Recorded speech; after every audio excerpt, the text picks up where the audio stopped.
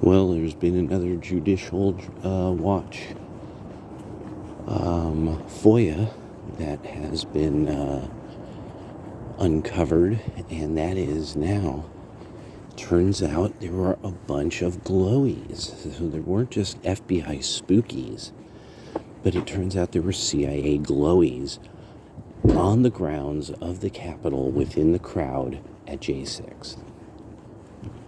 So this makes sense that the FBI is having trouble identifying, or they didn't take certain people in, because these might have been people from the CIA.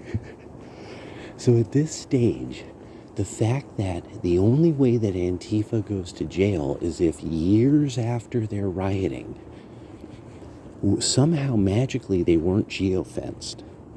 But yet the people at J6, oh no, they're geofenced so hard that their finances have been monitored ever since if they just happen to be in Washington on J6. And that they are associated with being, like, say, an influencer on the right. Like, you didn't even need to be on the grounds to have the government coming after you. And so, but yet Antifa, BLM, nope, and you're still not hearing, like, whatever happened with all the money. Andy knows posts about these Antifa members when they get arrested. At Facebook goes out of their way to protect these people. You can't post that. That's a naughty post. And thank goodness, like, Elon Musk allows him to point out, look at this. This is the mugshot of a criminal. Here's the crime they committed. This is public information. This person's not doing something to target them. They're pointing out, like, no, this is the story behind this dangerous person. They're a dangerous criminal. But on the West Coast and in all these cities, these people commit crime after crime after crime because there's no way anymore of locking them up. And it's not until they fuck up in the wrong place that they end up finally going in, and you find out, like, oh, they did all kinds of stuff. And they've just been getting more and more and more violent. And so this is really, there's no longer a way out of what the right has said about all of this. That this is something that is the Democratic Party, the FBI, the CIA, the Pentagon, and a whole bunch of corporations. Because remember, anything that is even said online, suppose that the Democratic Party doesn't agree with, that whole platforms go out of their way. Like Google search function is now unusable because you never know what the Democratic Party doesn't like that month or that week and is going to hide from you looking it up. No, I can't look up what Hillary's sunglasses,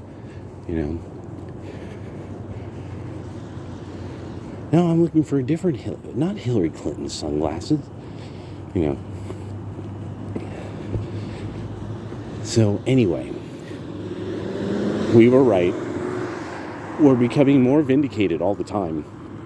And I really love this idea, like how I had to point this out, because the left will not research the right well enough to understand the sources that we're citing or the concepts of libertarianism, that they could say, like, at this fundamental concept, I have a disagreement with. Like Tom Hartman literally has to just sort of gin up a goofy argument.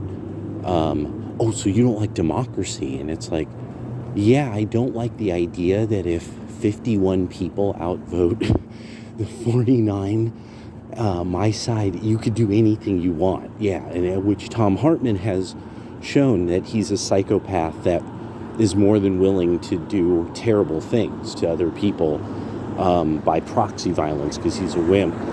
And as long as it was done by vote, as long as people voted to kill the farmers, they're gonna need to import more farmers.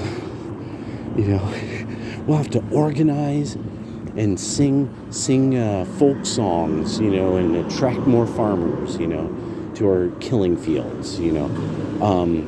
So, yeah, this is, I'm liking now that the weekly and monthly vindications about COVID, and now with this idea that there's no way out for the Democrats. You've signed in with these people.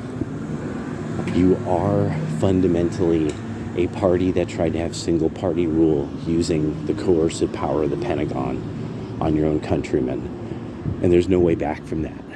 There's no fixing that. There's no way back from that. You're the bad guys.